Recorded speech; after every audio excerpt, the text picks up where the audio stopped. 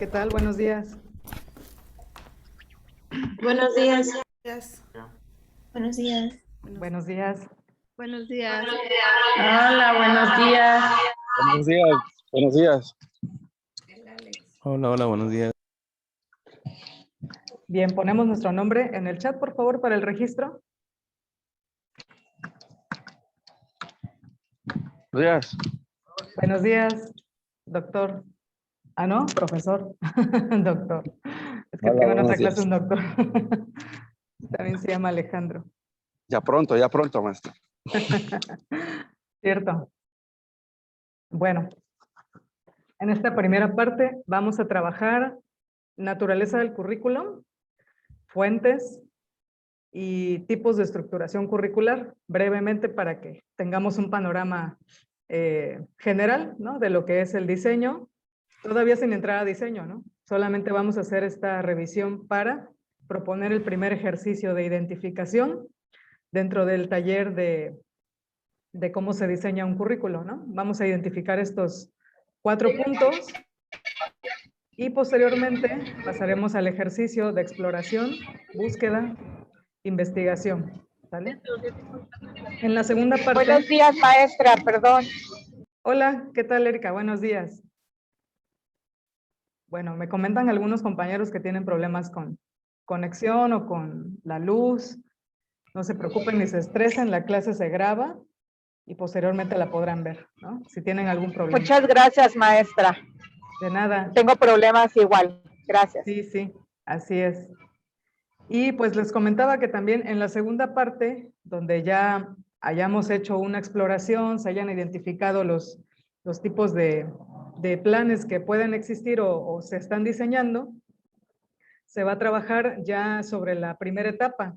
Vamos a explicar una primera etapa de diseño, que es o consiste en 6 pasos, ¿no? Según la metodología propuesta por Frida Díaz Barriga. Bueno, supongo que también ya habrán visto la conferencia del profesor Díaz.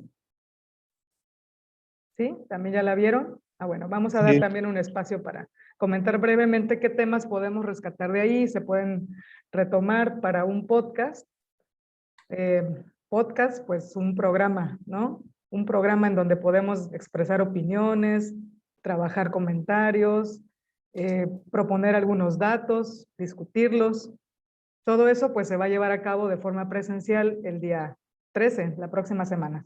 Bueno, espero que nos dé tiempo suficiente. Buenos días, Janet. Buenos días, maestra. Buenos días. Bien, vamos a comenzar con la naturaleza del currículum.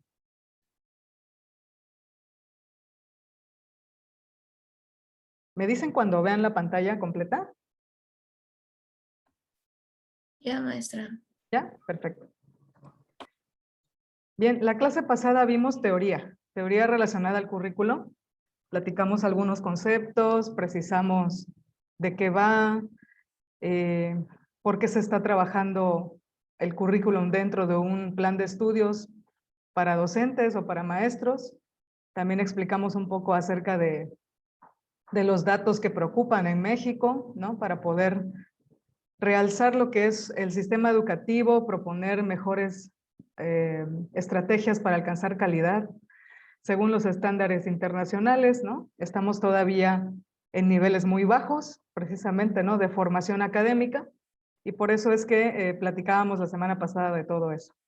Hoy vamos a presentar, bueno, cómo elegir saberes, de dónde vienen estos saberes.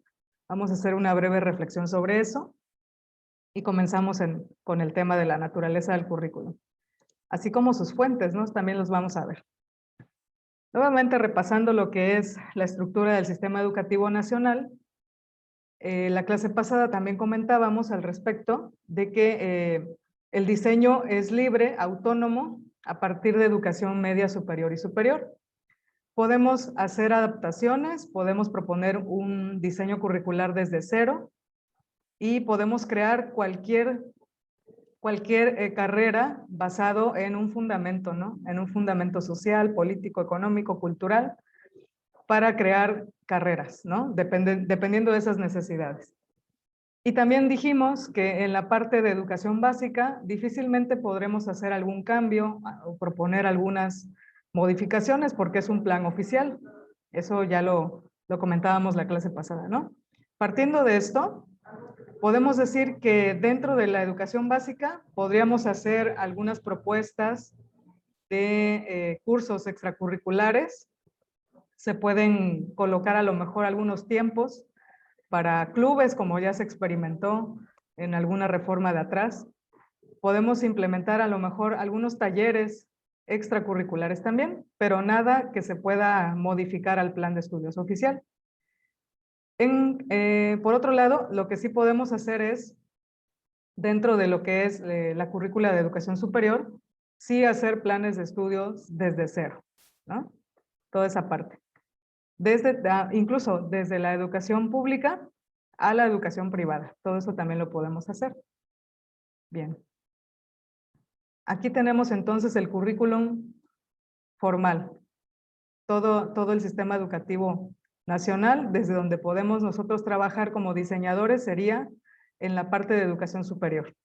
Institutos tecnológicos, licenciaturas, escuelas tecnológicas, también lo podemos hacer, especialidades, diplomados, maestrías y doctorados, todo eso abarca lo que sí podemos diseñar desde cero.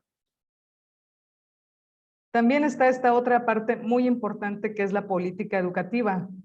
Sin duda no podemos dejar de lado lo que se dictamina o lo que ya está decretado, ¿no?, en la política educativa. Y tenemos concretamente 3 artículos y una ley general que aseguran lo que es el diseño curricular, ¿no? Este es el marco legal entonces. El marco legal consiste en el artículo 3º, que todos pues ya sabemos en qué consiste. Hemos visto que al artículo 3º se le han ido modificando, se le han ido reformando algunos apartados, pero en concreto nos habla de que todos tenemos derecho a recibir educación. Este artículo lo avala, la educación debe ser laica y obligatoria, el Estado es el que imparte la gratuidad y debe ser democrática. Eso es lo último que también se agregó. El artículo 24 nos dice que toda persona tiene derecho a la libertad de convicción ética, de conciencia y de religión, lo cual también tiene relación con el artículo 3º en la parte laica, ¿no? Y el artículo 31 de las obligaciones de los mexicanos, hacer que los hijos asistan a instituciones educativas del país, ya sean de carácter público o privado. Este es el marco legal y vamos a consultarlo en un momento dado. Vamos a ir a él para extraer de él algunos fragmentos que puedan fundamentarse en el taller. Tenemos también por otra parte la Ley General de Educación, que por ahí ya a lo mejor en algún momento ya la consultaron. La Ley General de Educación es un documento muy largo, muy amplio, en donde se explica casi todo lo que tiene que ver con la regulación de la educación por parte del gobierno y fomenta actitudes que estimulen la investigación, las prácticas profesionales, la equidad de la educación. Varios de sus apartados también nos dice qué hacer en un momento dado administrativamente y por la parte de reglamentos, ¿no?, de reglamentos internos que se deben promover. Bien, el marco legal entonces consiste en todas estas leyes, la Ley General de Educación, en los acuerdos, que en la clase pasada ya estaban comentando algunos, el acuerdo 17-11-17 y otros. Las reformas, también tendríamos que revisar algunas reformas y ahorita vamos a ver cómo se ha ido reformando también el artículo 3º. Los modelos educativos que sabemos han ido introduciéndose en nuestro país a lo largo del tiempo y han ido cambiando, ¿no? Pasamos de un modelo socialista a un modelo cientificista, a un modelo constructivista y posteriormente o actualmente en la parte de competencias, ¿no? Los modelos educativos influyen en la parte de la política, haciendo que tengamos una filosofía, ¿no?, de pensamiento para poderla implementar en todos estos niveles. Y normas educativas que por lo general encontramos como reglamentos internos o reglamentos que se pueden ocupar para la parte administrativa, académica y estudiantil. Bien. Ahora bien, en la política educativa también entran los fundamentos filosóficos. ¿Cómo vamos a enfocar la educación en todos sus niveles? Bueno, actualmente tenemos el humanismo presente. Esta filosofía, la filosofía humanística, nos ayuda a entender y a respaldar al ser humano que está ahí en formación, ¿no? Nos habla de que todos tenemos derecho a ser respetados, a tener dignidad humana, protección de la infancia también. O sea, toda esta parte se regula a través del pensamiento humanista, que se traslada a todas estas leyes también. Y por otra parte, el Plan Nacional de Desarrollo, que se lleva a cabo en cada gobierno, ¿no? Cada gobierno tiene o plantea un plan nacional y dentro de todas las áreas que contempla ese plan, en alguna habla acerca de la educación. Aquí vemos el plan, el ejemplo del plan 2013-2018 de Peña Nieto. Metas de México en paz, México incluyente, México con educación de calidad, México próspero y México con responsabilidad global. En todas estas, pues tiene también ya una política de gobierno introducida. Habría que ver cómo está el plan nacional actual, de qué habla ese plan nacional actual. También lo vamos a revisar. En los fundamentos políticos, pues vemos también, la clase pasada estaban comentando, ¿no? Que tiene mucho que ver eso, cómo el gobierno maneja sus ideales, cómo los transmite, cómo los lleva a cabo dentro de sus políticas y cómo repercuten, pues también dentro de la institución, ¿no? Evaluación de la educación, que es una política que se retoma, que se ha ido retomando desde hace varios años, concretamente desde el 2000 para acá. Evaluación en todos los ámbitos, ¿no? Y en todos los niveles, evaluación docente, evaluación institucional, evaluación curricular. Vinculación de la educación con necesidades sociales, económicas, inclusión y equidad. Son parte también de las políticas. Sabemos que se habla de estos temas en las instituciones. Y los fundamentos teóricos y pedagógicos que debemos manejar, por supuesto, todos nosotros, basados en lo que la política internacional de la UNESCO también establece, ¿no? Y que muchos de ellos ya los han revisado. Yo creo que sí conocen o reconocen lo que son los pilares de la educación, ¿cierto? Los 4 pilares de la educación. Bueno, pues de ahí, ¿no? También el impulsar lo que son habilidades crítico-creativas, el conocimiento o el pensamiento crítico y reflexivo, los valores, el enfoque, el enfoque que ahora se tiene, ¿no? De la parte empresarial, todo eso se moviliza, todo eso se va a los planes de estudio. Bien. Ahora, ¿cómo lo hacían antes, no? ¿Por qué es tan importante el currículum en una nación? Como dije la semana pasada, el currículum no se trata solamente del plan de estudios, del documento. Se trata de un proyecto nacional. Se trata de hacer una revisión a profundidad de lo que estamos transmitiendo, ¿no? De ese contenido que ha sido seleccionado por otras personas ajenas a tu lugar, a tu contexto y a tu entorno, pero que han estado considerando precisamente todo el tablero, ¿no? Para poder transmitir o para poder trabajar con estos ideales. Es importante porque pone en juego precisamente nuestra visión de nosotros mismos como nación. También pone en juego el tipo de pensamiento que estamos recreando en las personas que están en formación.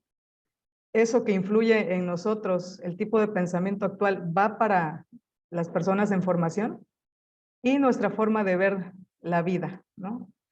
Por eso hablábamos también de cómo en otros países han ido cambiando y modificando su currículo. De acuerdo a esas necesidades, de acuerdo a lo que ellos quieren transmitir, es como va a fijarse todas las fichas del tablero en un currículo, ¿no?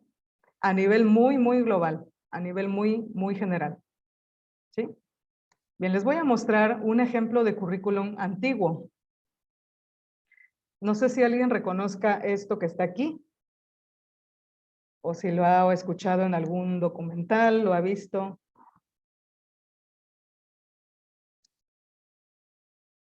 Podría ser el ejemplo de un currículum muy antiguo. La piedra Rosetta. Así es la piedra Rosetta. Muy bien, Ángel. La piedra Rosetta fue, o es, mejor dicho, un fragmento de grano o de piedra de grano que encontraron en tierras egipcias, ¿no? Pero aquí lo interesante es que la piedra Rosetta tiene 3 distintos idiomas, ¿no? Alguien se puso a traducir lo que decía en la parte de arriba, que la parte de arriba corresponde a los jeroglíficos egipcios más antiguos. Luego se fue traduciendo a la parte del idioma demótico y finalmente en la última parte se tradujo al griego antiguo. Y ahí es como pudieron encontrar precisamente lo que decía, ¿no? Esto que tan difícilmente se podía leer como un jeroglífico, alguien se dio a la tarea de traducirlo y entonces sí ya se pudo comprender qué es lo que estaban queriendo decir estos jeroglíficos. Bueno, la importancia de poder transmitir de una generación a otra un mensaje y que llegue a otras personas a través de ello, ¿no? A través del mensaje. ¿Qué es lo que querían transmitir? Bueno, pues ni más ni menos que un decreto de un faraón, ¿no? A su pueblo, y lo que querían era que fuera conocido por todas las personas, ¿no? Estaba ahí esta inscripción en un templo seguramente. Con el paso del tiempo, las piedras utilizadas en estos templos se trasladaron a otros lugares y se fue dañando la piedra, ¿no?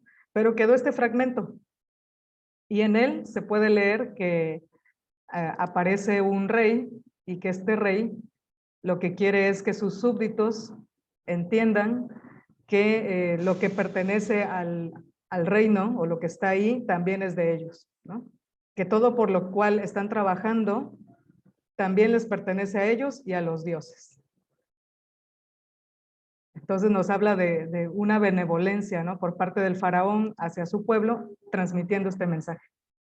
Bueno, puede ser el ejemplo de un currículum antiguo porque está pasando de una generación a otra y está pasando de un idioma a otro y está llegando un mensaje a todos los súbditos, ¿no? En todos los rincones.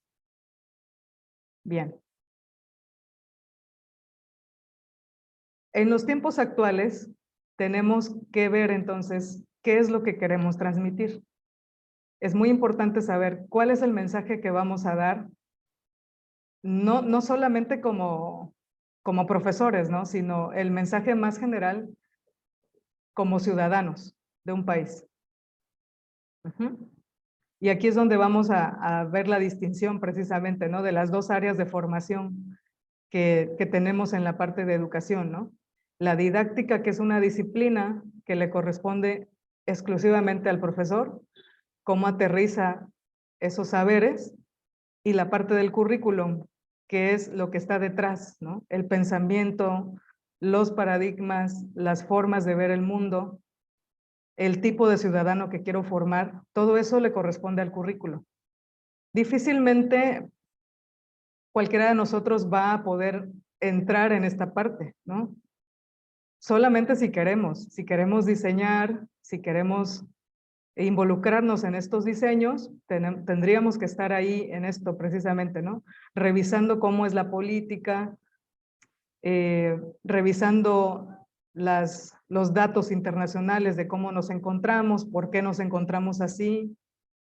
En fin, tenemos que ver una serie de circunstancias que la didáctica no visualiza de forma cotidiana, pues, ¿no? A nosotros como maestros, pues nos entregan un programa, el programa lo analizamos, vemos cuáles son estas partes importantes, colocamos estrategias, hacemos un plan y hasta ahí, ¿no? Pero en la parte del currículo se necesita tener una visión mucho más amplia. Por eso es especializado también. Vamos a ver esto. Para que tengamos un diseño curricular, estos elementos son importantes. El primero es a qué nivel voy a planificar, a qué nivel voy a hacer una propuesta de diseño curricular. Y estas propuestas de diseño van a estar basados, por supuesto, en el entorno. Ese entorno local o regional o nacional a donde quiero diseñar. Va a depender de las condiciones del entorno, de esas necesidades económicas, políticas, culturales que tenga el dicho entorno.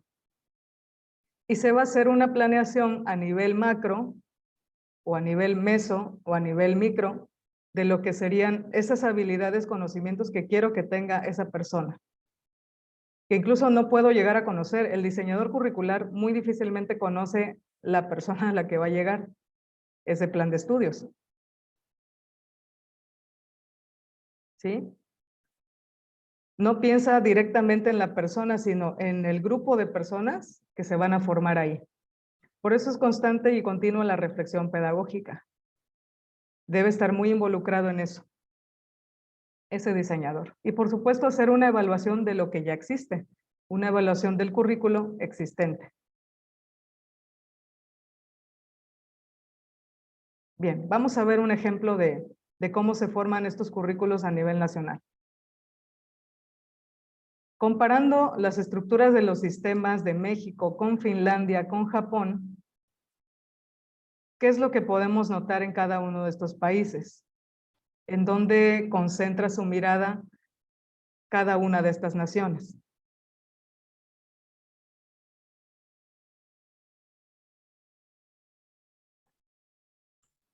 Vendría siendo en lo que es la etapa de desarrollo de las personas, ¿no? En lo que es niños y adolescentes.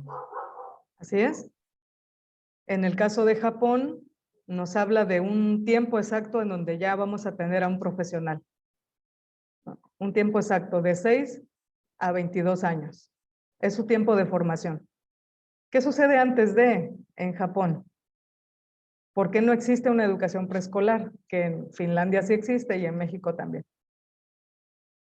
En Japón supuestamente se maneja la libertad de que el niño pueda aprender cuestiones más de su casa, más culturales. No viene siendo, bueno, se trabajaría lo que viene siendo la educación no formal en esa etapa del desarrollo del niño. Así es. Previo a que entre a la escuela, ¿no? Ya que pase por un currículum formal. Lo que le interesa es que dentro de poco tiempo haya un ciudadano ya profesionista, joven todavía, pero que tenga lo concreto para cada nivel, ¿no? En el caso de México, ¿qué tenemos? Porque habría que revisar también la parte geográfica, la población, habría que considerar todo eso, ¿no? El tamaño del país.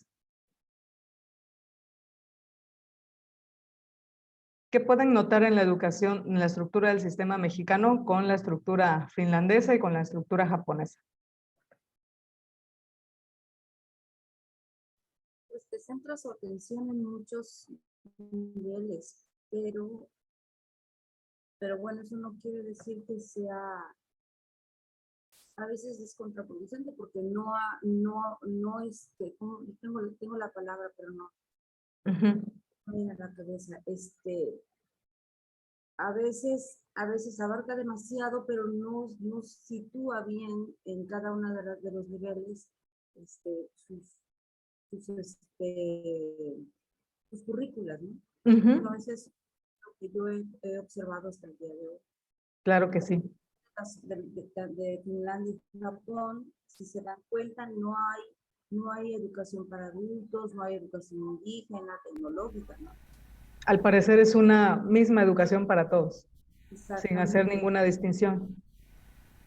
Pero aquí ocurre que en México hay una diversidad cultural mucho más grande, mucho mayor que en Japón. Casi todo Japón está urbanizado, por ejemplo, ¿no? No tiene muchas zonas rurales. En cambio, nuestro país sí. Por eso es que aquí dice educación para adultos, educación indígena y otras, ¿no? Programas compensatorios, como CONAFE, ¿no? Por ejemplo. Vemos también cómo la educación en Finlandia no se concreta a las etapas ni se concreta al tipo de nivel. se concreta en la disciplina que va a adquirir o en la habilidad que va a adquirir, ¿no? ¿Cuáles son estas habilidades que el sistema finlandés está proponiendo? Libertad de pensamiento, lo que es la lectoescritura. ¿Así es?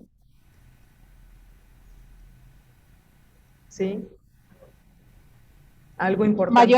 Mayor autonomía. Mayor autonomía, nos dice aquí, despertar la curiosidad, las aptitudes en cada uno de los niños, despertar los talentos, ¿no? También hay una curiosidad, en Finlandia oscurece más temprano, por lo tanto ocupan la parte de la mañana y la parte de la tarde para nada, no se toca. No hay trabajo escolar en las tardes ni en las noches. Entonces también es importante considerar incluso las condiciones geográficas, climatológicas de cada país, ¿no? Nuestro país tiene turnos vespertinos, nocturnos, diurnos, sabatinos, dominicales, tiene de todo, ¿no? Entonces también esa es la parte compleja de nuestro país, que es tan diversa. Estamos situados en un lugar geográficamente pues bendecido, ¿no? Tenemos muchos recursos naturales, pero a la vez también tenemos pues mucha luz de día. Bueno, por eso es que también Finlandia aprovecha dentro de su currículum el momento de la mañana para trabajar la jornada, explotarla al máximo y ya no tener necesidad de ninguna otra escolarización más tarde del mediodía, ¿no? Para ellos, pues, es lo ideal, ¿no? Entonces, no se trata de ver cuál es mejor o peor en los sistemas, sino cada condición de la estructura de un sistema de país tiene que ver con lo que pasa en ese país, con su población, con su, pues sí, con la calidad y el nivel de vida, ¿no? Incluso.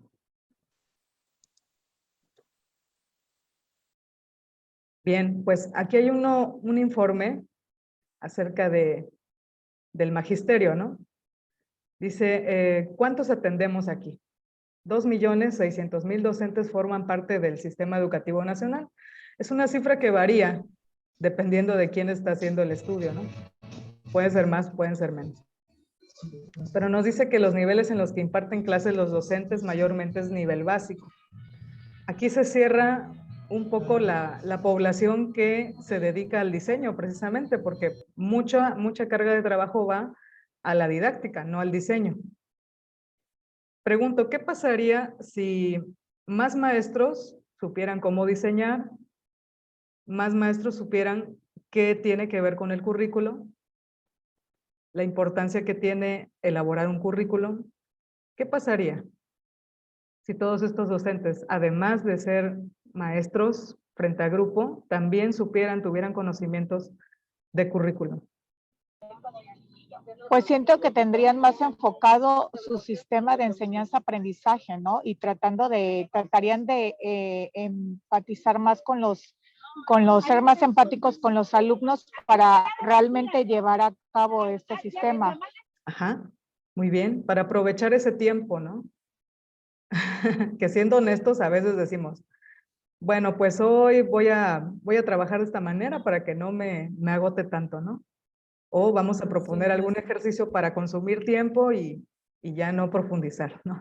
Entonces, a veces también cuesta trabajo comprender el currículum y en ese sentido es que a veces tenemos problemas para poder expresarlo o llevarlo a las aulas. ajá, exactamente, ¿no?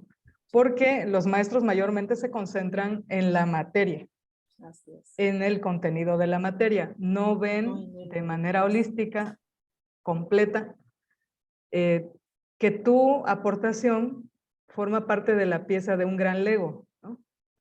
Eres como esa pieza pequeñita, pero que sin esa pieza no podría estar completa la formación de una estructura más grande, ¿no? Entonces, sí, ¿qué pasa con los docentes? Miren, trabajamos muchísimo. Si lo podemos ver, duración de la jornada laboral de la población de docentes de 15 a 34 horas. Es mucho tiempo. ¿Sí? Y es mucho desgaste. Pero ¿qué pasaría si aprovecháramos estos conocimientos del currículum para trabajar lo concreto? Para trabajar la sustancia, el Seríamos más tuétano. eficientes, ¿Verdad que sí? claro. Sí, porque entonces ya no me desgasto en tantas actividades por revisar y nada. Puedo ir a lo concreto. Puedo establecer una relación entre lo que me pide la reforma, el artículo, la norma, la formación humanística, y digo, ah, sí, bueno, pues vamos a trabajar hacia allá. Que era lo que mencionaba el doctor Ángel. Básicamente estamos haciendo un desgaste mental de nuestro trabajo, tanto del docente como del alumno.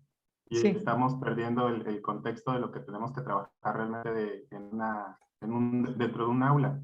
Porque finalmente nosotros no podemos estarnos enfocando en lo que nada más es vaciar el contenido en los alumnos. No funciona ya de esa manera. Digamos que el modelo tradicional ya es obsoleto hasta cierto punto, porque no nos está dando el resultado que las reformas nos están exigiendo.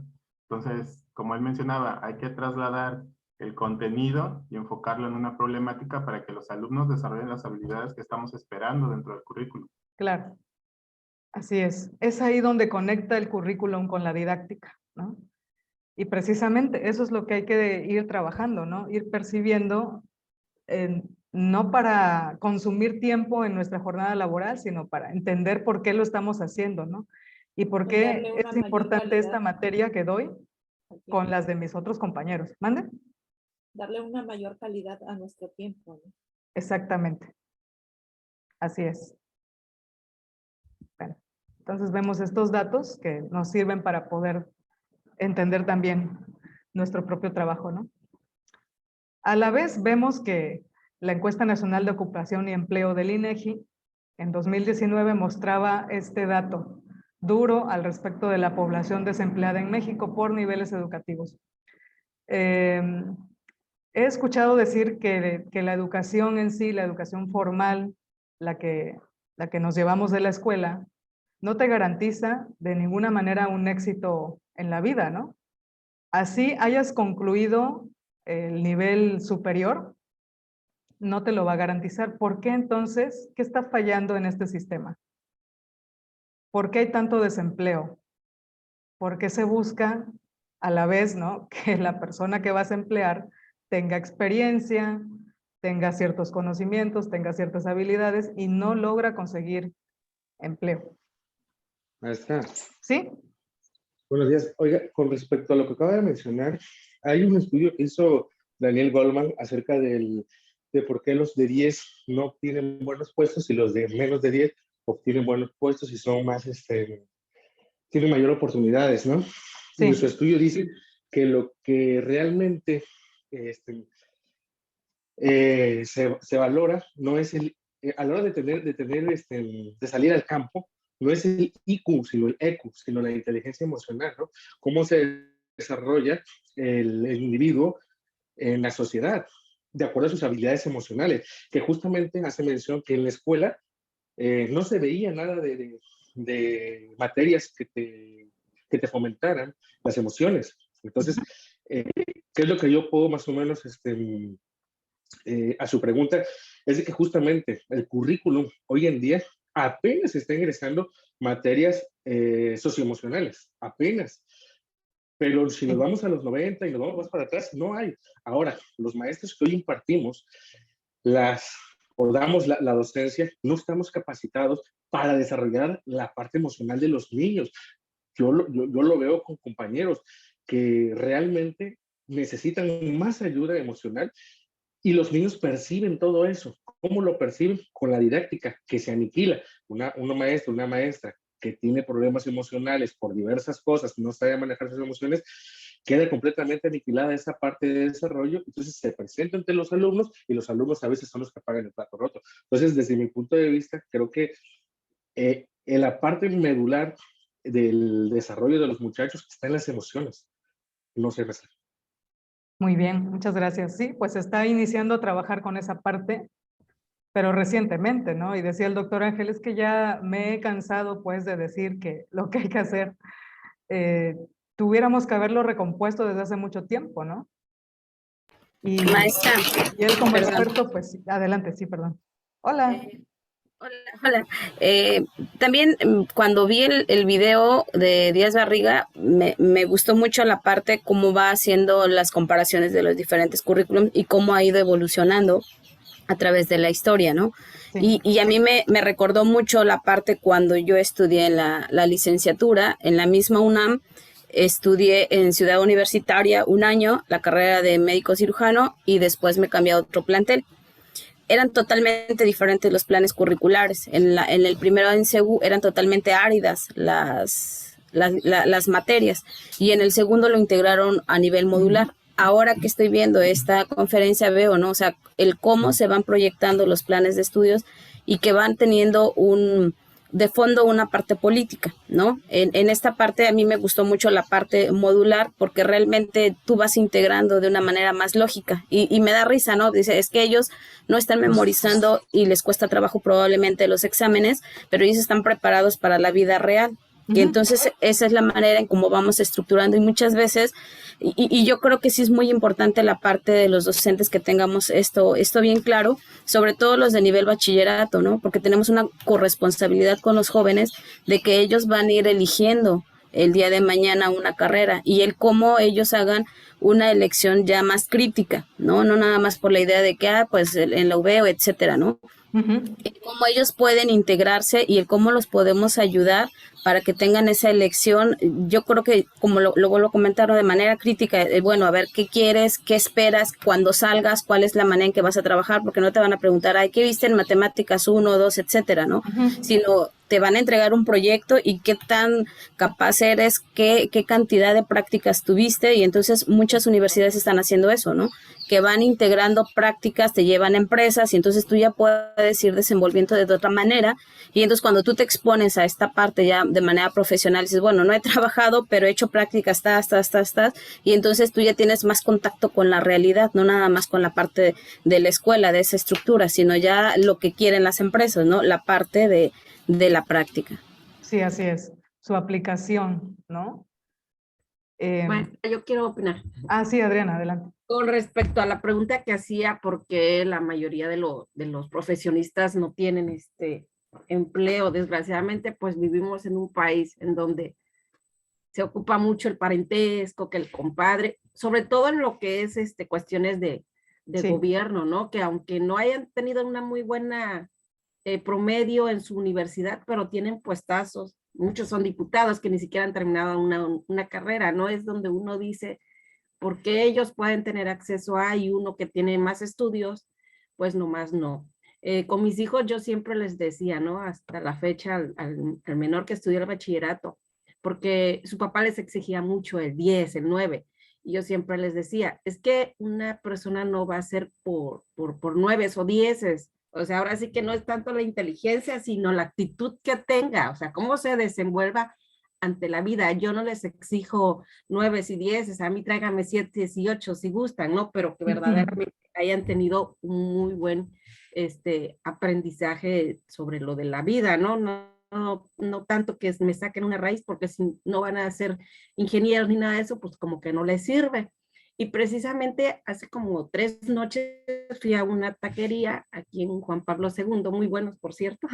Muy bien. Y está la familia completa trabajando. Y yo le preguntaba a la chica, se ve que es como si fuera de secundaria, le digo, oye, hija, ¿y tú estudias? Y me dice, no. Y le digo, pero ¿en qué te quedaste? Dice, nada más hice primaria. Dice, pero ya no quiero, ni mis papás ni yo quiero seguir estudiando. Dice, mejor me dedico al negocio de la familia. Y le comentaba yo a mi pareja, muchas veces es realidad, o sea, como ¿para qué voy a seguir estudiando si en este negocio mis papás ganan más que un profesionista? Muchas veces personas que andan vendiendo, le digo, entonces ha de decir es pérdida de tiempo, mejor me dedico al negocio de la familia y voy a obtener más que si me meto a estudiar hasta una universidad, ¿no? Así es. Son cosas incongruentes que pasan en nuestro país, pero pues así la estamos viviendo. Así es, un ejemplo más de las situaciones reales que tenemos que considerar, ¿no? Cómo atraer la atención y cómo explicarle a ese alumno joven que te puede servir, ¿no? Ir a la escuela, que lo puedes ocupar más adelante. tal vez mejorando su propio negocio, ¿no? Pero esa es la realidad precisamente, ¿no? Ver la perspectiva económica, o sea, llego a tener licenciatura o llego a tener bachillerato, pero no llego a tener un buen empleo. Entonces, ¿para qué perder el tiempo? Así es, sí, es contra eso con la que debemos de luchar, ¿no? Precisamente. Es que, maestra, el ¿Sí? diseño curricular está diseñado para eso. El diseño Ujú. curricular que nosotros tenemos está diseñado para crear empleados, fuerza de trabajo, no para crear emprendedores. Y de hecho, muchas de las escuelas dice, hay muy pocas escuelas que desde nivel básico educan para financieramente, muy poquitos, muy contadas. Y eso es justamente lo que nos enseña también en la educación básica. La educación Apúntenlo, básica, apunten esto que dice César, porque se va a ocupar para innovación curricular, precisamente para su propuesta, ¿no? ¿Sí? sí, yo tengo una escuela cerquita está por aquí por donde vivo, que sí enseñan finanzas y les hacen hacer el valor del dinero, o sea, cuánto te cuesta conseguir, no sé, 100 pesos, cuánto tiempo. Entonces le hacen cierto tipo de actividades desde niños que hacen que valoren el valor, o sea, sí, valga la redundancia, el valor del dinero. Entonces son muy Sí. poquitas. Ahora, la mayoría de las escuelas que yo conozco, tanto particulares, y no se diga, yo creo que todas las públicas, justamente es a como viene el currículum, te meto el contenido, lo aprendiste bien, no también, y no va de la parte emprendedora, la parte de decir, órale, tú puedes lograr lo que tú quieras. No, es tú tienes que obedecer y seguir las reglas. Ujú. Eso es básicamente lo que nosotros tenemos en la educación básica, lo Así que es. yo puedo percibir desde mi ámbito. Claro, sin tener en cuenta, sin analizar la realidad misma. Por eso es que es importante ver esta otra parte, no solo la didáctica, que también tiene su propia complejidad, ¿no? O sea, por un lado nos hacemos profes a la larga de la experiencia, ¿no? Y vamos capacitándonos y vamos mejorando esa práctica, pero el otro lado, el lado que está externo a mí, un poco ajeno a mí, es la parte del currículum que ahorita vemos que no es tan difícil de identificar, ¿no? Solo volteando a ver todas estas realidades, decía la compañera, viendo cómo es el sistema también del ciudadano corrupto, a mí me gusta decir más es un ciudadano corrupto que es un gobierno corrupto. Pensamos que solo son corruptos los gobernantes o los funcionarios y no, somos corruptos todos, ¿no? De alguna u otra manera. Entonces, eso es lo que habría que analizar precisamente, ¿no? Con el ejemplo, cómo podemos transmitir, cambiando de pensamiento, cambiando de prácticas, dentro de esto que queremos transmitir también a las nuevas generaciones, ¿no? Brevemente una anécdota, estaba trabajando en la clase de educación en valores y hablábamos de hacer un proyecto, ¿no? Total, hablaron de un proyecto, pero entonces yo les dije, bueno, tendrán que buscar financiamiento, donativos, etcétera, ¿no? Para que puedan llevar a cabo su proyecto. Y entonces se me acerca un niño al final de la clase y me dice, maestra, ¿y si solamente le doy 50 pesos? Y ya con eso hacemos el trabajo. O sea, que todos cooperemos 50 pesos y ya no tenga yo que hacer el esfuerzo, ¿no? Entonces yo le dije, no, pues es que así qué chiste tiene, ¿no? Estamos hablando de una clase de valores en la que tú tendrás que esforzarte. Y bueno, ya después vimos otra cosa, ya después hicimos otras cosas y él se dio cuenta, ¿no? Precisamente que no era poner el dinero, sino hacer algo realmente que le costara trabajo, que lo pusiera a pensar, que trabajara, que hiciera su máximo esfuerzo para poder alcanzar esa meta. Entonces, si le damos la vuelta o si hacemos lo que ellos quieren, pues tampoco estamos transmitiendo nada, ¿no? No vamos a cambiar como sociedad, ¿no? Tal vez pueda cambiar una mentecita, pero no la sociedad. Ujú. Bien, más datos, ¿no? Aunque estos, pues bueno, algunos de ellos ya los hemos ido mencionando. Uno de estos más importantes que quiero recalcar, yo creo que en toda la nación tendría que ser, es lo de leer, ¿no? Dice acá abajo, los mexicanos leen 2.9 libros por año. Bueno, hay que mejorar esa parte. Hay que realmente conectar y decir con los alumnos que hemos leído, que podemos trabajar una lectura, que podemos trabajar un libro, y proponer, insistir y leer y buscar estrategias con respecto a este tema, ¿no? Ya con este tema podemos avanzar muchísimo, creo yo, en todo lo que sería la calidad educativa, ¿no? ¿Por qué no leemos tanto? A ver si podemos sincerarnos un poquito. ¿Creen que haciendo mayores lecturas, o ya no cantidades, sino ocupando esas lecturas que hagamos, ¿no? Reflexionándolas, compartiéndolas, comentando con alguien, ¿creen que sí podría cambiar un poco el panorama de la educación en México? Maestra, Adelante. fíjese que ese tema a mí me llama mucho la atención, y lo que es nosotros, el mexicano, la cultura, el ser humano en particular, su naturaleza, es de que quiere respuestas rápidas, quiere recompensas inmediatas.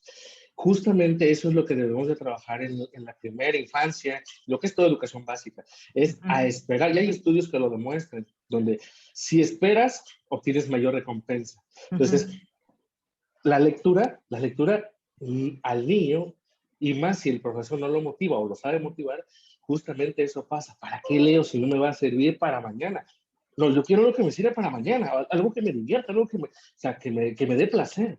La lectura, desafortunadamente, se ha visto como algo tedioso, algo que es de trabajo, que es de esfuerzo y de muy poca beneficio. Entonces, el ser humano, por su propia naturaleza, ¿qué es lo que hace? No, algo que no me beneficia ya para ahorita, no, yo no lo quiero. Yo quiero lo que comentaba mi compañera. Ay, no, es que estudias, te va bien. Sí, pero el negocio de mi papá y mi mamá me está dando ahorita. Definitivamente. El camino corto tal vez puede ser bueno, pero es de mucha machaca.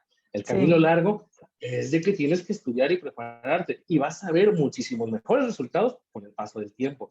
Y ahí pueden haber estudios donde se puedan comparar el tiempo que dedicaste. Tú tuviste un joven, tuvo dinero a muy temprana edad y le fue muy bien, y tiene tiene algunas cosas, ¿no? Y podemos ver otra persona que decidió estudiar y seguirle, y de repente a los 30 y tantos años, 40 años, se voltea completamente el beneficio. O sea, es abismalmente, pero obviamente eso es gracias a la espera del placer, al retrasar las recompensas. Eso sería, maestra, en la cuestión de la lectura. Muy bien. Ahí está la Pero, opinión de su compañero. Maestra, pero Adelante. también influyen muchos factores, ¿no? Finalmente, científicamente hablando también, obviamente está la parte del desarrollo, ¿no? Las etapas del desarrollo cognitivo, y eso creo que es algo que México también debe trabajar mucho, ¿no? En la parte de que al niño, para hablar, para leer, para escribir, va a tener su proceso de maduración, como bien lo decía Jean Piaget, ¿no? O sea, y no es en tal edad ya va a ser, no, es de tal a tal edad, ¿no? O sea, tiene un rango precisamente por lo mismo, ¿no? Y obviamente el querer que un niño lea antes de tiempo, o sea, obviamente que prenda esa parte de la lectura, pues igual también puede hacer resistencia, ¿no? Genera una resistencia precisamente a ello. Y la otra parte es saber que científicamente existen, ¿no? Los canales de aprendizaje, y no es nada más porque sea un canal de aprendizaje o no, sino porque así trae un desarrollo neuronal, ¿no? Ya nos vamos a la parte neurológica, que dices, hay personas que tienen más desarrollada el área de Broca, de Wernicke, son más auditivos, hay otros que tienen más desarrollada la otra parte, que son más visuales, otros son más kinestésicos. Entonces, tiene uno que ir viendo esa parte, ¿no? Porque a un niño que en un momento dado es auditivo al 100%, tiene mayor desarrollo en esa área neurológicamente hablando, lo obligamos a que esté leyendo, va a odiar la lectura, ¿no? Y a la larga también. A lo mejor este niño sea un excelente profesionista con los audiolibros, ¿no? Y a lo mejor ese sea ahorita que la tecnología nos apoya, pues podemos desarrollarlo por ahí, ¿no? Y igual con los kinestésicos, ¿no? Digo, todo es un, ahora sí que es un mundo poder analizar esa parte del por qué la lectura son a ciertas edades, y por qué no leemos también, ¿no? En México, ¿no? Que decimos, la otra, yo lo platico con mi esposa, ¿no? O sea, tú vives, por ejemplo, estudiamos los dos medicina, yo estudié aquí en Veracruz, ella estudió en México, y yo le decía, es horrible venir de un nivel socioeconómico bajo, donde te tienes que beber libros de anatomía, de fisiología, de histología, que son materias áridas, y no te dan las condiciones porque simplemente tienes un cuarto con una ventana, y aquí en Veracruz el calor sintiéndose a más de 30 grados, pues no hay una concentración. O sea, quieras o no, el ambiente, el contexto no te permite concentrarte. Cuando vemos a un estudiante de medicina en Jalapa, que aunque no tenga aire acondicionado, pero tiene mejores condiciones porque el simple ambiente es mejor, ¿no? Aparte de que, y ahí lo vemos, ¿no? Ahí vemos el ejemplo, porque hablamos de que en Jalapa, a 1 hora y media de Veracruz, tiene un nivel cultural más elevado que los jarochos, ¿no? Exacto, y vemos, ya hacemos todo ese contexto, pero bueno, esa es mi aportación. ¿No? Sí, ya lo dijiste. Ahí está el analista del currículum, Adrián. Efectivamente, está viendo esa parte donde, ¿qué pasa con la persona que quiere leer aquí en Veracruz? Bueno, pues tendrá que aguantarse el calor. Tendrá que concentrarse al 100% en lo que le gusta. ¿Sí? O pagar, o sea, finalmente Pagar. También otra. Ay, Marilena, apagaste tu Eso es micro. discriminación, eso es discriminación. Ay, Pero existe, finalmente, desafortunadamente esas condiciones educativas existen, ¿no? O sea, y nosotros lo hemos platicado así, y vaya, o sea, nosotros lo hemos observado en nuestros hijos, son totalmente diferentes. El grande tiene 16 años y se bebe los libros, o sea, de verdad, o sea, hay un momento que digo, no contigo, no quieres un juguete, no, o sea, libros, y el pequeño es diferente, él es más kinestésico, y a ver, vamos a buscar un tipo de literatura, pero ¿cuántos padres tienen esa oportunidad? Número uno, identificar qué tipo de niño tienes, ni siquiera llegan al kinder y tú ya tienes que ir identificando qué tipo, entonces estaríamos hablando de un nivel educativo de los padres diferente, ¿no? Y no lo tenemos así, y luego pues van a las escuelas públicas y muchos niños dicen, ¿qué parte de la preocupación? Y todo eso se lo dejamos en responsabilidad al docente, ¿no? Así es. Que investigue, que esto, que no puede ser un todólogo, desafortunadamente, ¿no? Y luego, ¿con qué herramientas económicas tienen? Y ya luego vas a las privadas, y también las privadas son totalmente diferentes. Hay escuelas que su plan curricular es diferente, y nosotros lo hemos experimentado ahorita. Y entonces, ¿cómo es parte también responsabilidad de los padres? Pero los que no pueden, ni siquiera tienen la parte de elegir, que es así voy y así tengo, y tengo que elegir eso porque es lo que tengo y no tengo para más. Entonces, vemos que la educación finalmente pues no es ni democrática, ni tiene las mejores oportunidades, es como va, y lo veíamos en materias anteriores, ¿no? O sea, cómo estamos hasta en la misma ciudad en condiciones totalmente diferentes, y entonces las oportunidades van a ser totalmente diferentes para todos. Así es, así es. Bueno, esta propuesta de Ángel Díaz también, que tiene tiempo diciéndolo, es descentralizar los currículum, ¿no? O sea, que cada estado, cada localidad se haga cargo de su propio currículum, como sucede en Finlandia, ¿no? Finlandia, cada uno de sus institutos, cada uno de sus ciudades tiene gobernanza en sus currículum, ¿no? Precisamente por estas diferencias. Pero no hemos llegado a un acuerdo, ¿no? Entonces, eso es lo que hace difícil en nuestro país, que somos muchísimos. ¿Cuántos millones de mexicanos? Entonces, ¿cuántas familias? ¿Cuántas personas que han tenido una cultura media, por lo menos, para poder dar una participación, para poder dar una opinión? Pues no tienen ni la mínima idea ni el interés. Entonces, ahí está el problema, precisamente, ¿no? Yo les preguntaba, bueno, ¿de dónde viene esto, no? De por qué leemos tan poquito. Creo que va siendo un proceso evolutivo también, o sea, debe empezar desde la infancia. Desde ahí empieza el gusto. Y ya cuando estás totalmente atrapado en las letras, pues no importa la circunstancia, no importa el calor, no importa el tipo de lectura, incluso si eres pobre, ¿no? Como yo, que tuve que ir a trueques de libros, ¿no? Cuando era joven, ponían aquí en el palacio un trueque de libros, entonces yo decía, sí, voy a intercambiar estos libros que ya leí, los voy a intercambiar por otros que me gustan, y así llegó varios libros muy, muy importantes en mi vida, ¿no? Pero bueno, este es un tema muy, muy específico, pero que se tiene que tocar, obviamente, aquí en el tema del currículo. Maestra, ¿sí? También, por ejemplo, todos los maestros de más años que estudiamos el sistema tradicionalista y que, por ejemplo, nos vamos con las ciencias exactas, pues leemos poco, también tenemos ya esa costumbre, entonces, de leer poco, ser más analista dentro de lo que es las matemáticas, y deja uno aparte todos los libros de psicología, de tantas cosas, ¿verdad?, que hay que leer, y esas partes no las tomamos en cuenta. Los matemáticos son muy verticales. Pero me voy a gastar todo, porque la batería de Ana Sofía cuesta 2.500. Es muy bien, Emilia, qué bueno que lo comentas. Esta parte voy a desde esta parte. Ay, escucho un poquito de ruido. Ya. Sí, sobre todo esto de las generaciones, ¿no? Obviamente también tuvimos una formación distinta de una generación a otra, ¿sí? Hoy día hay muchas opciones para la lectura, hay audiolibros, ebooks, e incluso hay un aparatito específico de lectura que no sé cómo se llama, ¿no? Pero sí hay dispositivos específicos para este tipo de descargar libros, ver la parte interactiva, en fin, es algo bonito leer. Yo tengo esa utopía, ¿no? Ojalá algún día todos los mexicanos leamos por lo menos 10 libros al año. Bien, el sistema educativo actual, en efecto, tiene estas carencias que ya mencionaron, no las vamos a repetir, y necesitamos hacer una revisión precisamente de esa currícula. ¿Qué se está formando? ¿Cómo se está formando? ¿Con qué tipo de pensamiento? ¿Bajo qué circunstancias? Todo eso hay que plasmarlo en un diseño, ¿no? Ese diseño va a contener precisamente el objetivo que quiero que se cumpla, ¿no? El maestro David nos decía en un curso, precisamente ahí fue donde yo aterricé, dije, sí, tiene razón.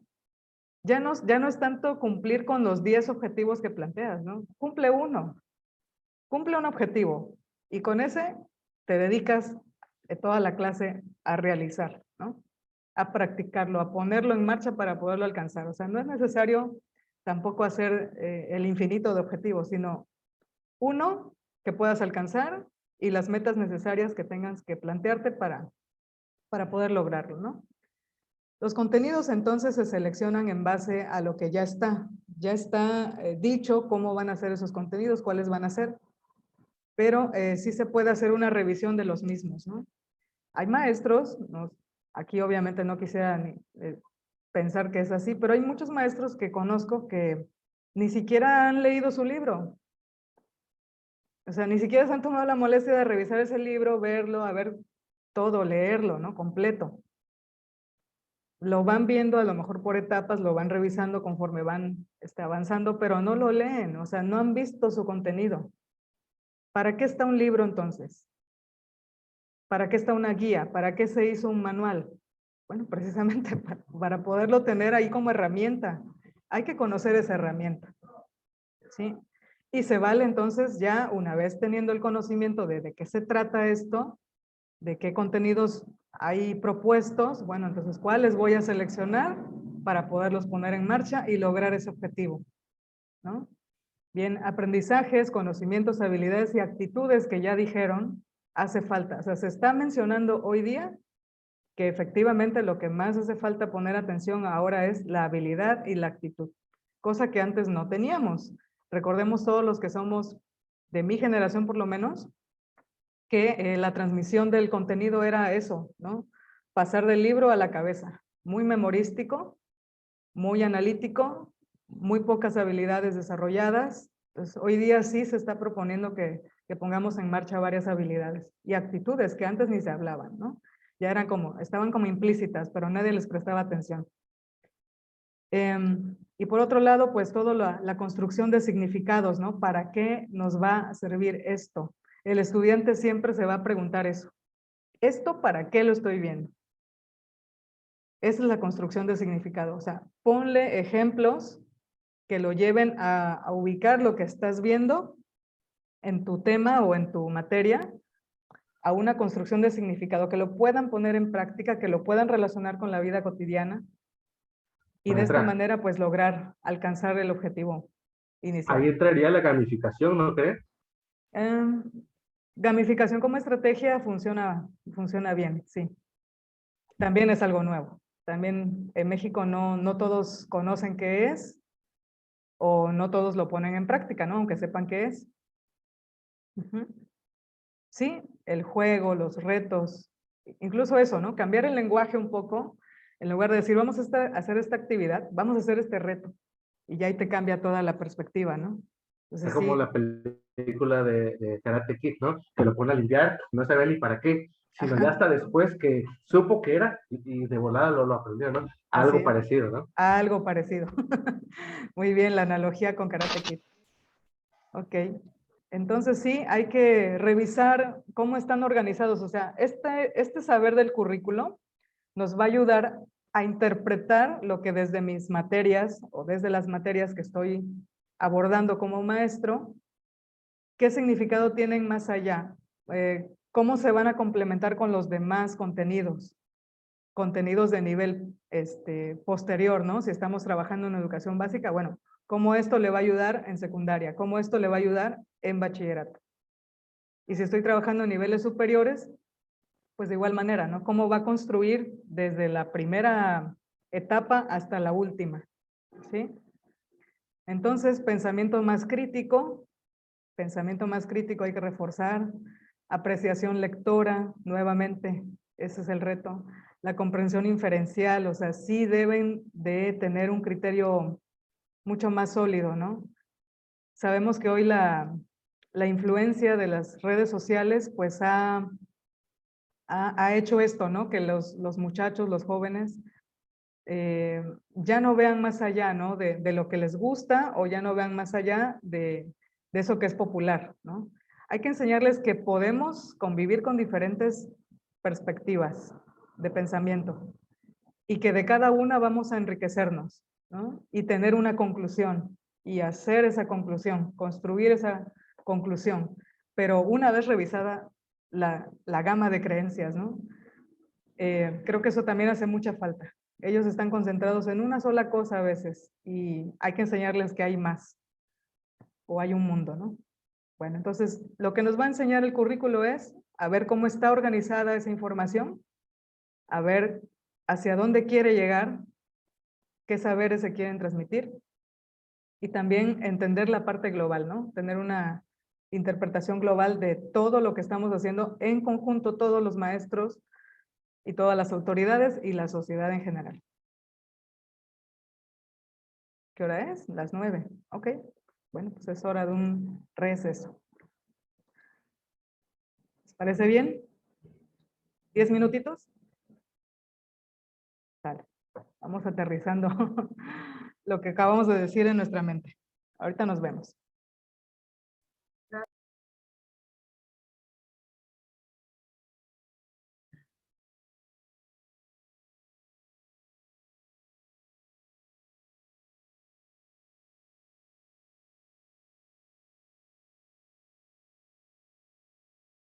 Bien, retomamos.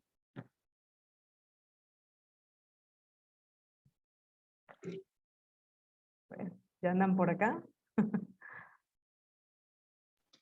Ya, maestra. Ya andamos por acá. Bueno. Vamos. Bien. Me pregunto, o también les hago esta pregunta con respecto a quiénes son especialistas del currículum, porque obviamente hay que saber que para cada cosa, para cada situación hay un especialista, ¿no? Igual como en la parte de la salud, pues así, igual en la parte de la sociedad, en estas ciencias humanísticas, pues también cabe la pregunta, ¿no? ¿Quiénes son especialistas en currículum? Bien, pues todos los investigadores, todo aquel egresado de un nivel superior tiene la capacidad, en teoría, ¿verdad?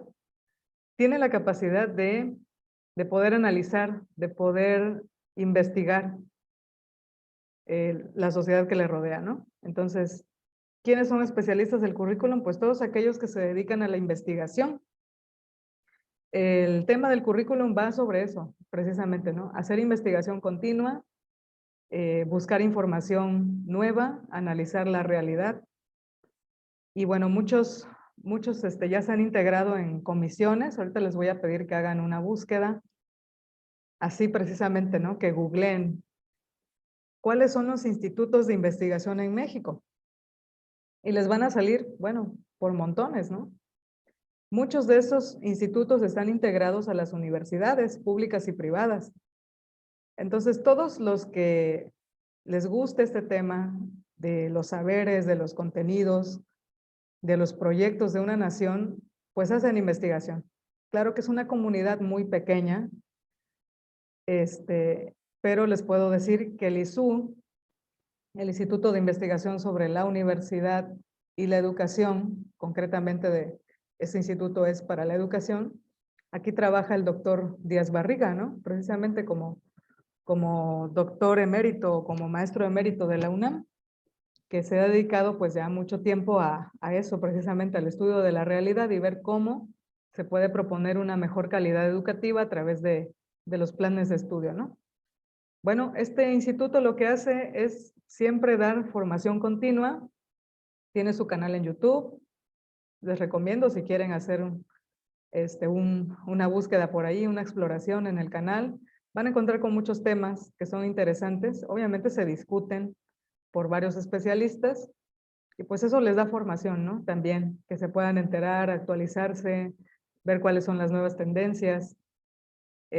Ahorita se está hablando del modelo híbrido, el año pasado sobre la pandemia, Se estaba hablando también de cómo hacer un mejor aprendizaje ahora que estamos conjugando, ¿no? La parte virtual con la parte presencial.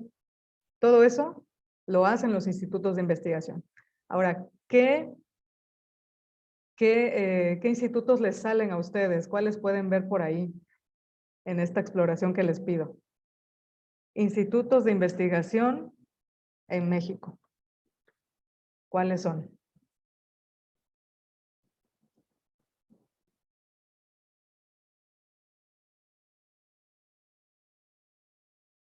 Obviamente tenemos que obviar el CONACYT, el Consejo Nacional de Ciencia y Tecnología. Instituto de Investigación Científica, de Astronomía, de Biología, de Ciencias del Mar. Muy bien, muy bien. De Astronomía, de Biología, Ciencias del Mar. Claro, tenemos todos estos recursos, ¿no? Claro. Por cierto, hay doctorados y postdoctorados. Me he enterado que ciertas instituciones en ciertos estados de la República también promueven eso, ¿no? Cuando ya has llegado al nivel máximo, pues también te puedes especializar todavía más, ¿no? Un postdoctorado. Bien. Es gente que pues le gusta mucho esto, ¿no? De investigar. Investigar es bonito. Por ahí les recomiendo otra conferencia muy buena del doctor Rui Pérez Tamayo, que ha escrito muchos artículos. Él es médico de profesión y ha escrito libros de metodología de investigación muy buenos. Tiene una conferencia muy amena que se llama 10 razones para ser científico. Es bonita esa conferencia. Y bueno, ¿cuáles les salió? A ver, cuéntenme.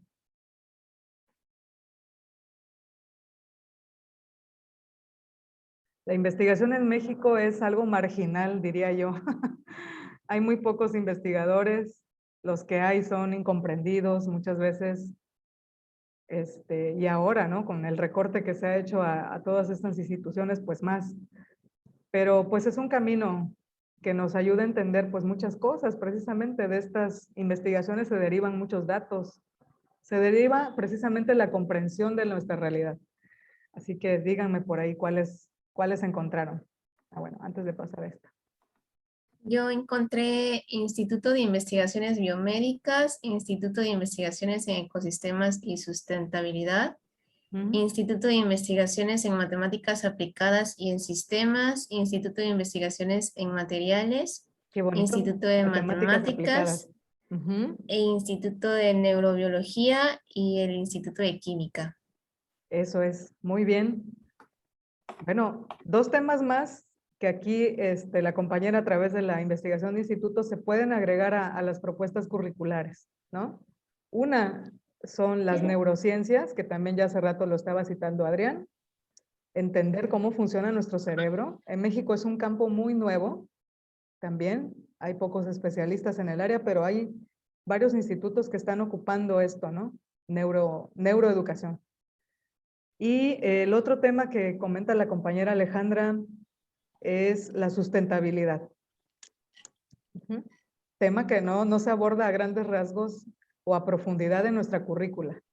Sí se aborda en cuanto a hay que reciclar, se aborda en cuanto a hay que hacer una campaña, hay que hablar del agua, pero no se hace muy por encimita nada, ¿no? Sí, ajá. Entonces el tema de la sustentabilidad a fondo. Sí, no se ha visto a fondo. Realmente nada más es la parte que hay que hacer, ¿no? Pero no te dicen nunca por qué o qué hay detrás. Ajá. Se ve mucho en las escuelas y creo que pues ha sido un buen comienzo, pero el punto es que tenemos muy poco tiempo para revertir daños, ¿no? Entonces se hacen en las escuelas campañas de recolección de PET o de tapitas, pero no llega más, no sé por qué no se ha trabajado tan a fondo este tema, ¿no? Con la urgencia que se debería. Ya no es así como que tenemos tiempo para reflexionar, no, ya hay que actuar. Sí, así es. Ok, a ver qué otros temas. Y también empezarlo a manejar desde una edad muy pequeña, digo, los niños. Es correcto. El trabajarlo con los adultos, bueno, yo que trabajo con adultos sí me cuesta mucho trabajo, porque igual no respeta, ya no puedes formarlos allá. Entonces, Exactamente. esa es una problemática a la cual nos enfrentamos. Sí, sustentabilidad. Que sin embargo, ahorita cuando nos dejó la parte de investigar planes de estudio, fue una fascinación esa parte. Ya hay licenciaturas que están apegando eso. Sí. Hay una que a mí me llamó mucho la atención, que es arquitectura del paisaje, donde ya está integrando, y la tiene la UNAM, ya está integrando el cómo tienes que diseñar con base al medio y con todo eso, cómo vas a integrar, ¿no? La sociedad y observé todas las materias, etcétera. Y entonces sí me llamó mucho la atención porque ya van como que un poquito más allá. Es relativamente joven la carrera, del 2017, sí, pero esto ya se fue generando con el impacto y aquí pues ya se hace la interrelación, ¿no? Con la parte ya mundial, cómo tienen que generar estrategias, pero también de cómo tienen que ir ya profesionalizando esta parte, ¿no? No nada más quedarse hasta ahí, sino bueno, en recolectar tapitas, etcétera. O sea, tenemos que ir más allá y cómo, pues desde la estructura de la gente, de los profesionales que vamos teniendo. Y esos Claro. profesionales, pues obviamente me habla de esto, o sea, que no, y en la parte en Chapingo también tienen varias carreras en agronomía que van hacia esa tendencia. Y de hecho nosotros tuvimos oportunidad de ir a una feria de una escuela, bueno, es como una agencia que hace cursos o que se dedica a hacer como que los intercambios a otros países y ellos te ofertan muchas becas y en especial nos llamó una de Canadá que te ofertaban becas pero con esa tendencia a energías renovables, etcétera. O sea, ya van como que profesionalizando más esa parte ya y ya hablan no nada más de quedarnos hasta ahí, sino ya van pasando a otras etapas. Y esto ya obviamente con la plana internacional de que tienen que hacer algo real y que se vaya viendo reflejado y entonces tocamos la parte de las políticas, ¿no? Las políticas van a esa tendencia y qué está haciendo el país. No, pues ya estamos ofertando eso, o sea, toda la estructura, cómo se tiene que ir manejando con esa tendencia. Probablemente ya es tarde, pero sí ya se está haciendo algo ya de manera un poquito más formal, ¿no? Claro, Así en es, nuestro país, sí. Y en relación a lo que comenta María Elena, por ahí yo les comento que tengo un familiar que hace ya bastantes años, no sé, es más o menos como de mi edad, y ella decidió estudiar licenciatura en ecología. Y cuando mi prima ingresó a la universidad para estudiar esa licenciatura, todas las personas que estaban a su alrededor le decían, ¿para qué vas a estudiar eso? ¿De qué te va a servir? O sea, como que querían bajarle el ánimo de querer estudiar esa carrera, ¿no? De que pudiera hacer algo con esa carrera.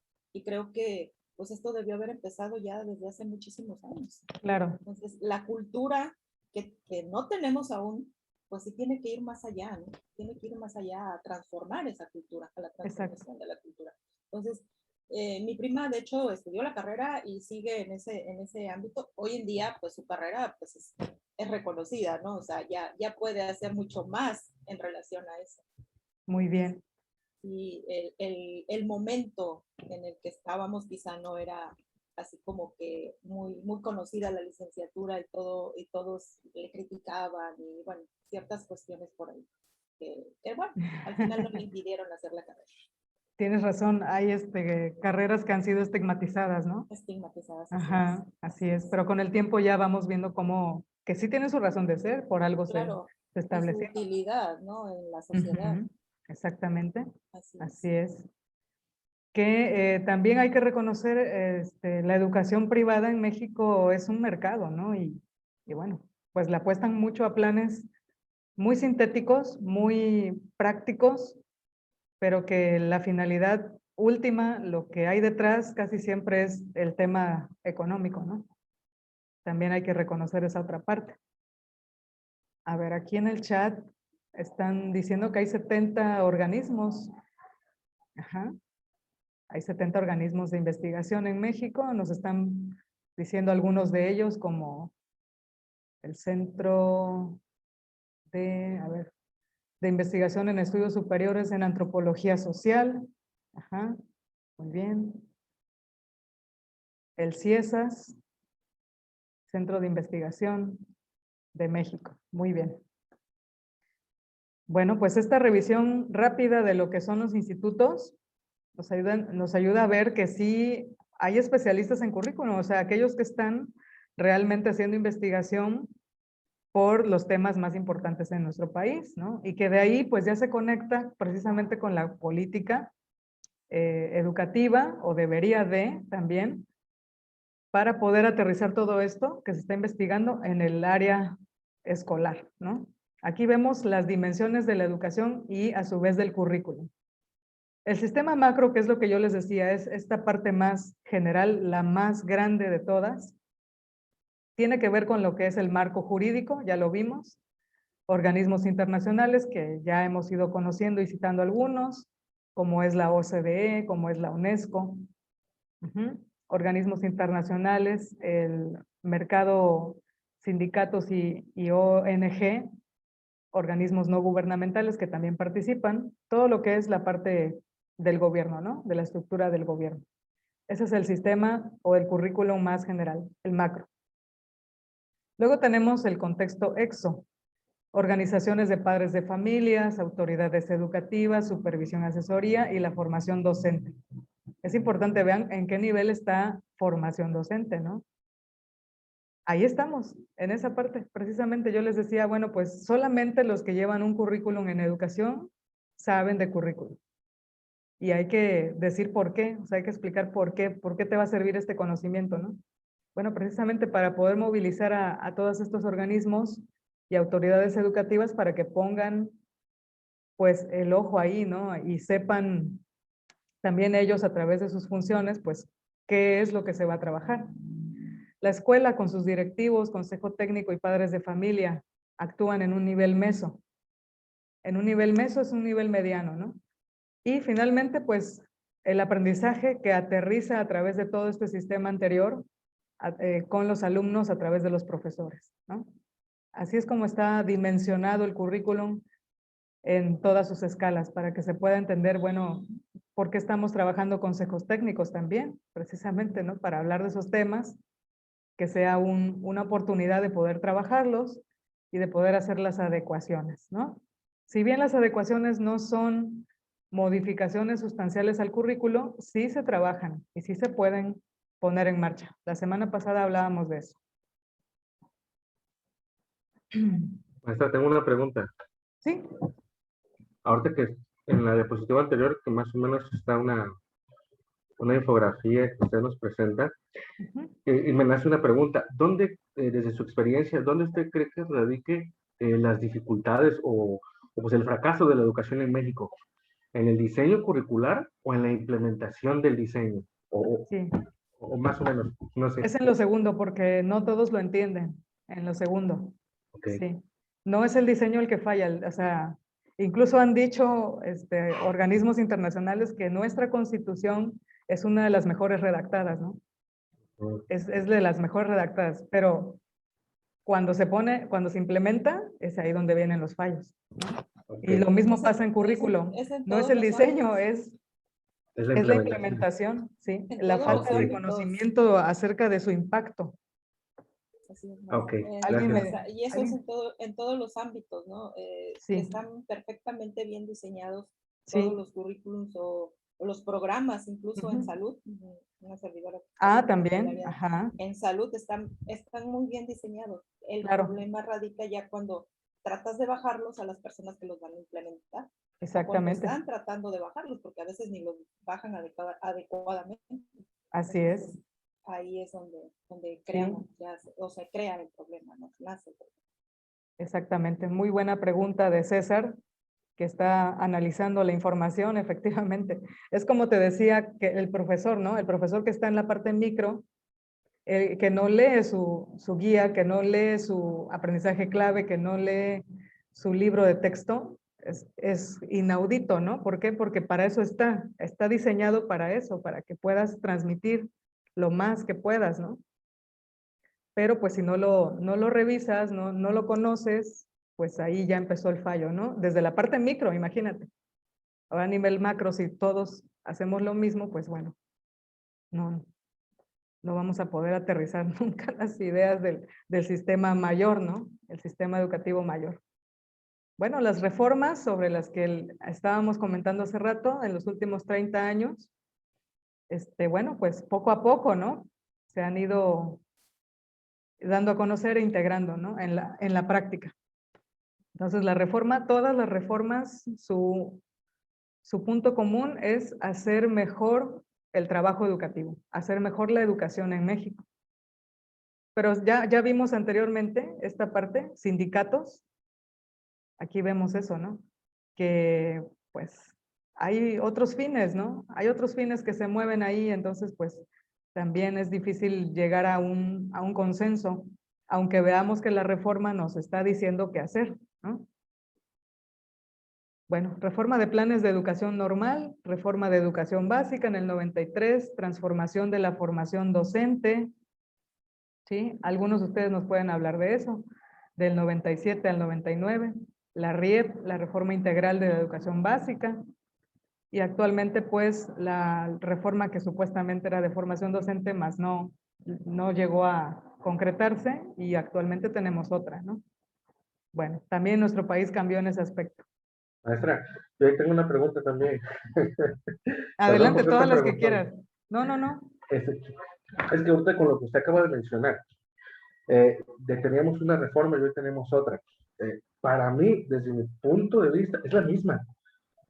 Desde mi punto de vista es la misma. O Sí, sea, si yo tú no le las veo- lees, todas dicen lo mismo. Exactamente, o sea, yo no veo cuál es la diferencia entre la de Peña Nieto y la de Obrador. Para mí, en la esencia, la conserva al 100%. No le quita nada, al contrario. Creo que lo único que vino a hacer la de Enrique Peña Nieto fue de que ahuyentara todo el magisterio caduco, todo el magisterio ya rezagado, lo ahuyentó y lo logró. Lo logró. Entonces, pero en la esencia, lo que es en la evaluación, en los incentivos, en la admisión, en la preparación, todo es igualito, no cambió nada. Sí. Yo por eso, hoy con compañeros que son de sindicalistas y de todo ese rollo, yo me les quedo escuchando y digo, pero no cambió nada. O sea, yo no le veo cuál es el amar hoy día a un personaje que dice que cambió la reforma, y que ese personaje en realidad no es cierto, no cambió nada, al contrario, nos está aplastando más duro. Pero bueno, si hay gente que lo ve así, ¿no? Como un beneficio. Sí, así es.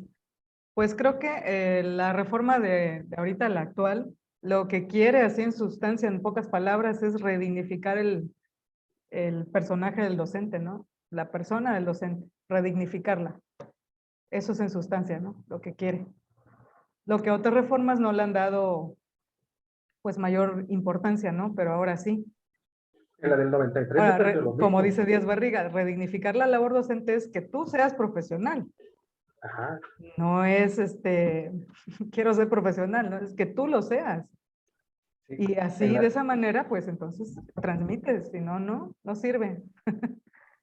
De Sí, hecho, no es- créete que eres profesional, actúa como un profesional y etcétera, ¿no? Entonces, tampoco eso es nuevo, de lo de revalorizar exacto. al docente. Eso ya se viene viendo desde atrás, ¿no? En el Claro. 93 justamente nacen los incentivos para revalorizar al docente. Entonces, para mí, yo desde mi punto de vista de reforma a los docentes, pues yo creo que no, es al contrario, ¿no? O sea, ¿cómo es posible de que en el transcurso de todos estos tiempos, y ahora sí, gracias a la maestría he ido analizando más cosas, ¿no? De que la OCDE ha hecho lo que se le ha pegado la gana con México. Entonces yo digo, ¿a quién le vamos a aplaudir? A un personaje que dice que la cambió. No es cierto, no cambió nada. Y nadie le cambió, ningún presidente cambió nada. Todo viene de otros organismos, ¿no? Pero bueno. Claro. Sí, de la participación de todos, ¿no? O sea, creo que no es lo que diga el presidente, sino lo que cada uno de nosotros crea que deba ser necesario cambiar y modificar en la práctica para hacer mejor la educación, ¿no? Sí, como les decía, todas las reformas tienen en común eso, elevar la calidad educativa, pero no la hemos podido implementar todavía, ¿no? Han habido cambios, pero muy pocos y no en todos los profesores, ¿no? Cada quien tiene o defiende diferentes intereses. Y esa es también una de las trabas, ¿no? ¿Sí? ¿Alguien quería comentar algo? Eulalia, ¿querías comentar algo? ¿No? No, Ok. maestra, pero bueno, tiene que ver con la redignificación del docente, ¿no? El hecho de que en algún momento personas que no tenían la formación hubiesen desempeñado la función de docentes, dices, pues ¿cómo alguien que no tiene esa formación va a ser un docente, ¿no? Y pues las plazas ya que pues se les heredaban o se les no sé, las vendían, etcétera, etcétera. Sí. Entonces, por ahí tiene que ver mucho con que el ejemplo que se dé como docente, lo que usted Ujú. mencionaba hace un momento, como docente yo tengo que profesionalizar Claro. esa profesión, válgase la redundancia, ¿no? Ujú, Entonces, exacto. porque es una profesión realmente. Entonces, Sí. yo no soy docente, pero aprendemos en el camino y vamos viendo qué es lo que sí debiera ser un docente o ser, y qué es Ujú. lo que de alguna manera no corresponde, ¿no? Claro. Entonces, creo que por ahí tendríamos que trabajar bastante, y Sí. bueno, los docentes tienen mucho trabajo en ese sentido. Exactamente, sí, nos hace Tienen falta mucho. eso, depurarnos a nosotros Así es. mismos, Así es. y luego que ya se convierta pues en una reforma, ¿no? Al revés, Así ¿no? es, Primero depurarnos entre nosotros, luego ya que sea, sí, que que se realmente establezca estemos cuáles son esas cumpliendo características. o que estén cumpliendo con ese perfil para Así es. poder predicar con el ejemplo, ¿no? Ujú. Volviendo al sistema educativo finlandés, habla de que la selección de un docente es muy tardada, o sea, no hay otro profesionista en Finlandia que tarde tanto en ser seleccionado como un maestro, porque tiene que pasar por muchísimos filtros, ¿no? Comenzando desde su formación inicial hasta que ya logra una profesionalización, ¿no? ¿Por qué? Porque saben que es un compromiso muy grande, entonces no es tan fácil llegar a ser maestro, ¿no? En este país. Y bueno, pues lo que hay que hacer con nosotros mismos es hacer una revisión hacia el interior, precisamente, tomando en cuenta estas reformas. ¿Qué es lo que nos están diciendo, no? Que nos profesionalicemos. ¿Ok? Que esto no es, ya estudié y ya, ¿no? Sino seguir un camino de actualización permanente. Maestra, como anécdota así de rápida, ¿Sí? en el año 2011, cuando yo presenté mi examen para ser docente de educación física, yo tenía, por decirles algo, ¿no? Yo tenía un promedio de 8 y tenía derecho a plaza. Eso fue el domingo cuando salió la publicación. Ajá. Con derecho a plaza, eran 90 plazas, por mencionar un número. Yo ya tenía derecho con 8 de promedio. El día domingo. El día lunes vuelve a salir una publicación en el diario con una configuración, Ujú. y yo ya aparecía con 6 Ah, caray. sin derecho a plaza. Oh. Eso fue el 2011. Por ahí debe haber algunas hasta publicaciones o noticias en los periódicos sobre unas huelgas que se hicieron ahí en unas marchas que se hicieron ahí en Jalapa, alegando esto. Porque sucede que a los normalistas les daban 4 puntos, Ujú. ya por ser normalistas, simplemente por haber ingresado a la normal, ya les Ujú. daban 4 puntos de más. Ah, Entonces, ya. cuando ya se viene la comparación, dice, Ajá. bueno, pues yo tengo 8 y la paso. Sí. Sí, pero el muchacho que estudió en la normal, si sacó 5 y le dan los 4 puntos, ¡pum! Se me fue a 9. Sí. Entonces, muchas de las generaciones, digo, no sé, no quiero entrar así en nada de eso, Claro. pero muchas de las generaciones de docentes que tienen el perfil fueron reprobados, maestra. Fueron docentes que en ese tiempo tenían 4 de calificación y subieron a 8. Tenían 5 de calificación y subían a 9. Tenían Ah, 6 de caray. calificación y tenían 10. Afortunadamente, bueno, se hizo una justicia, me mandaron a mí mensajes para decirme, ¿sabes qué, chavo? Bueno, tú pasaste, ahorita no te alborotes, danos chance a que acomodemos a todos y ya después te mandamos. ¿A dónde te vamos a mandar? No lo sé, pero tu plaza te la vamos a dar. Y ya, bueno, pues ya me calmé. Pero sí Pero ¿qué sucedía, tal que el sucedía criterio eso. de aplicar 4 puntos a colación de Así que sucedía, ¿no? maestra. Y la otra, cuando presenté examen ya ve que, pues, tener una categoría de A, de B o de C en carrera magisterial, pues bueno, dices, eres un excelente maestro, Ujú. ¿no? Porque Sí. pues, se te paga bien y tienes Pues bueno, sucede que ingreso al 2012 al sistema y enseguidita hubo un examen, fue el último examen para obtener carrera magisterial. Y dije, bueno, pues saqué 9 y algo, 9.4, algo así. Dije, bueno, pues ya la hice, la pegué. Pues no, pues resulta que mi calificación no fue la idónea para poder obtener ese beneficio, porque había muchos, demasiados docentes con 98.8 de porcentaje y pudieron acceder. ¿Sabe qué sucedió? Que se vendían las claves. Ah, ya. Entonces, bueno, hay Siguen muchos pasando docentes, estas no situaciones. sé, Ujú. no sé, pero en anterioridad había muchos docentes con claves, con carrera magisterial, pues de excelencia, de C, de B, así, que muchos de ellos, digo, no sé, pero pues no dan, o sea, No dan el perfil. No dan el ancho. sí. Ese es el problema. Sí, sigue habiendo ese tipo de situaciones, ¿no? Por eso Y decía que ahí el pues la ciudadano es el educación, corrupto. y ahí la educación, pues tendría que ser una excelencia, ¿no? Porque hay tantos maestros con esa carrera, ese nivel de carrera magisterial, Sí, pero pues sucede que no. sí, hay que recomponer muchas cosas, ¿no? Y desde la base misma, ¿no? Desde la educación básica, como ya lo decían. Y desde la familia, ¿no? También, ya desde ahí. Bueno, ven aquí en esta imagen que estoy compartiendo los requisitos que deberá tener o la formación que debe tener el especialista en currículum. Una parte de ellas es el diseño curricular, ¿no? Pero lo demás también tiene que ver con evaluación de aprendizajes, didáctica, ¿no? Dominio que ya dijimos hace rato, la supervisión escolar, ¿no? El desarrollo psicológico que ya se ha mencionado varias veces, la formación psicopedagógica, esta parte que nos forma, por otro lado, ¿no? Las emociones, el autoconocimiento, etcétera, ¿no? Y la administración y gestión educativa, así que aplausos a todos los que están llevando, pues, su optativa, ¿no? De administración, porque conjugan ya la última parte, la parte de la administración y la gestión. Ujú.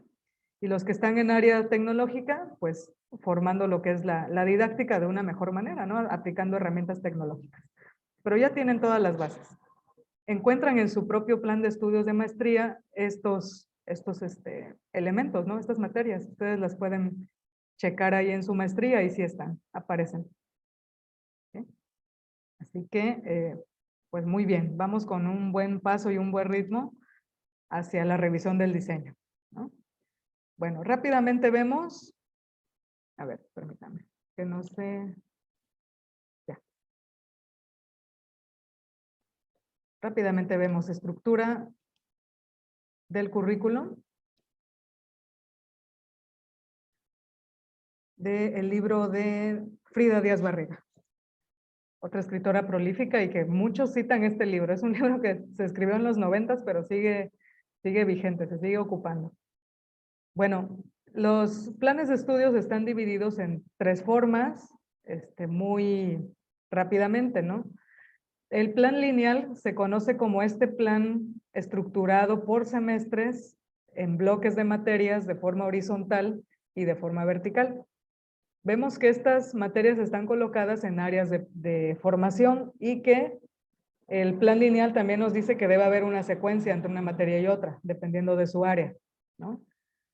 También tenemos el plan modular, que ya también comentaba María Elena, ¿no? Cuando llevas una materia en un semestre, pero que puedes reforzar en otra con una materia práctica. O sea, llevas teoría, llevas práctica, o llevas talleres, o llevas optativas. Y los tiempos se pueden trabajar de diferente manera, dependiendo de la naturaleza de sus materias. Así que trabaja el plan modular con módulos, que normalmente son sintéticos, son módulos cortos. En el caso de los planes mixtos, su estructura más general es que tiene un área de tronco común. El tronco común es para todas las licenciaturas que se propuso, que llevan, por ejemplo, en el caso del plan de UV, ¿no? Llevan un bloque de materias de tronco común. Todas las licenciaturas lo llevan. Para partir de esa base y luego la especialización. Entonces, el plan mixto se le conoce como esto. La primera estructura va a ser la básica para todos en formación y luego ya parten a sus áreas de especialización, ¿no? Voy a mostrarles algunos ejemplos.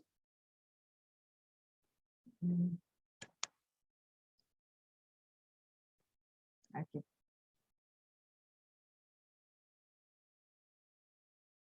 tipos de estructuración.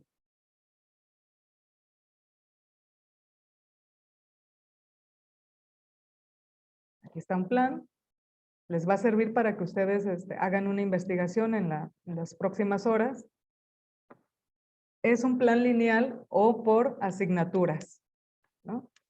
Entonces vemos que tiene bloques de secuencia perfectamente organizados, que van a trabajar cuerpos de conocimientos, de habilidades y actividades, dependiendo de la lógica que lleve ese plan. En este caso es un plan de la especialidad en electrónica. Entonces, mayormente se va a ir hacia este punto, ¿no? Y el contenido y las experiencias de aprendizaje van de un curso a otro según una jerarquización definida, ¿no? O sea, de lo más básico a lo más especialista. El plan lineal casi siempre tiene eso, ¿no? Bloques de materias, secuencias entre una materia y otra. Incluso vemos aquí en segundo, tercero, tópicos especiales.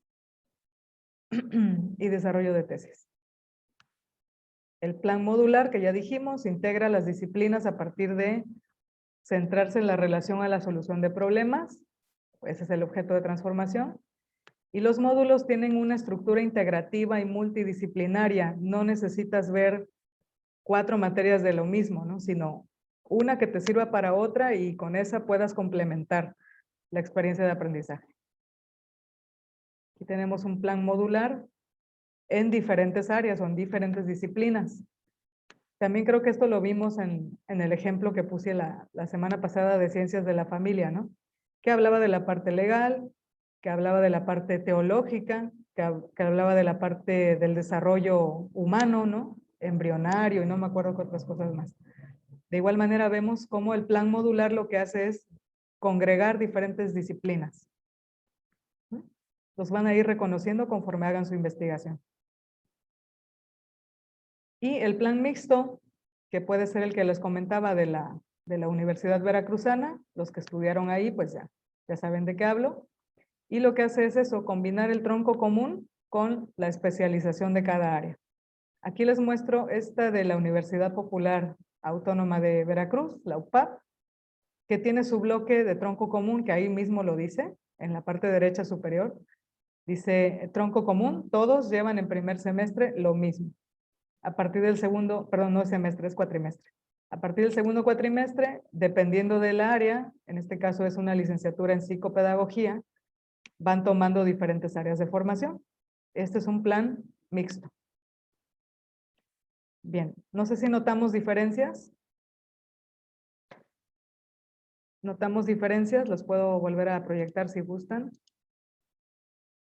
El último, por favor, maestra. El último. ¿Ahí se ve? Ok.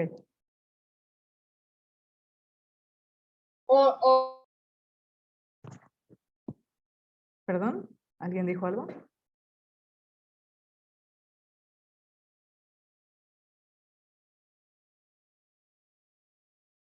También algo importante del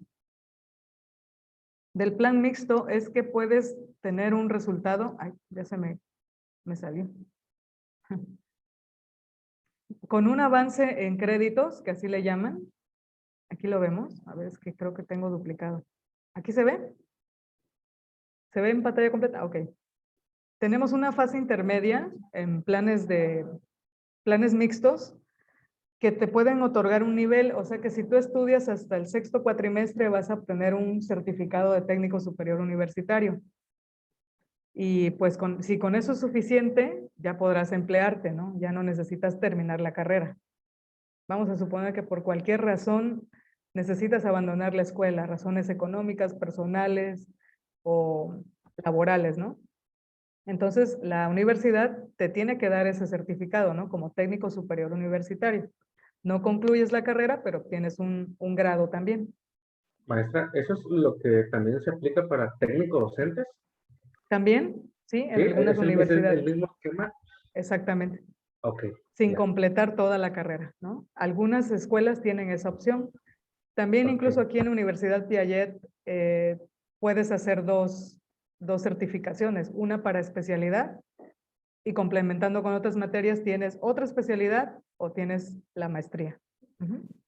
También es un plan mixto. ¿Ok? Maestra, ¿y los bachilleratos técnicos que también dan un certificado de acuerdo a la tecnología que desempeña cada estudiante, como el CENAR, el CECATI, el CETIS? Ajá. O sea, si quieren,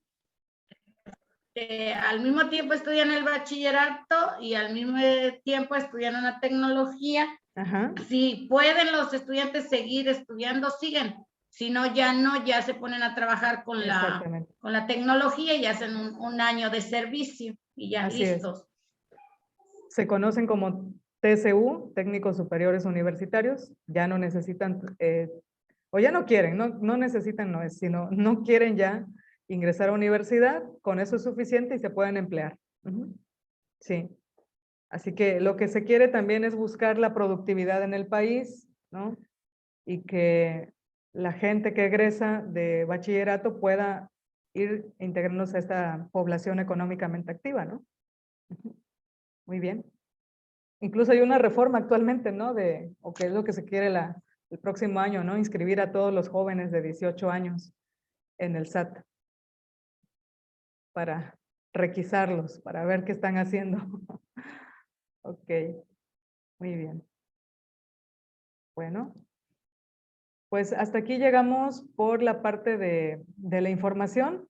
En la siguiente hora nos vamos a dividir en grupos, en equipos para hacer investigación o bien de manera individual, como ustedes lo prefieran, para empezar la investigación, los primeros ejercicios del taller. ¿Sale? Bien, pues nos vamos a receso y regresamos 10:30. ¿Sale? Nos vemos al ratito. Buen provecho, maestra. Sí, igualmente. Buen provecho. Gracias, provecho.